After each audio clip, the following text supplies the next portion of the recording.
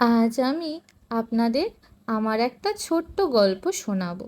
এই যে প্রথমে আপনারা যাকে ভিডিওতে দেখলেন তাকে আমার মা বললে কিছু কম বলা হবে না।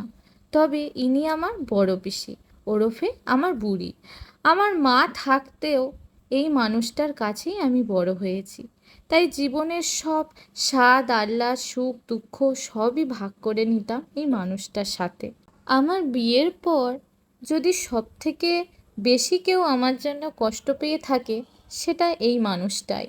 1 মে 2024 বুড়ির 80 বছরের জন্মদিনে বুড়ি খুব খুশি হয়েছিল কেক কেটে আর পোলাও আর মটন কষা খেয়ে। কেই বা জানতো এটা বুড়ির শেষ জন্মদিন।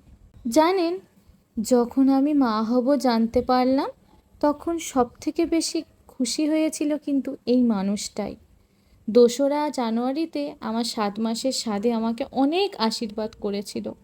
আর তার ঠিক 2 দিন পর থেকেই কাউন্টডাউন শুরু হলো।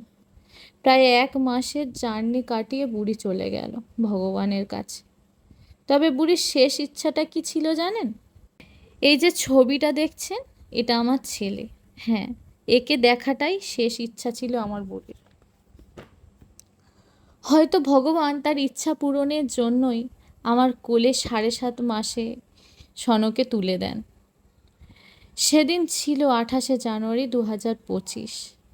আর আমার সনদ ছবি দেখে 30 জানুয়ারি 2025 আমার বুড়ির চিরতরে পৃথিবী থেকে বিদায় নেয়। আজ আবার 1 মে আমার বুড়ির জন্মদিন। আশা করি সে যেখানে আছে ভালো আছে। আমার গল্পটা শোনার জন্য আপনাদের অনেক ধন্যবাদ। ভালো থাকবেন সবাই।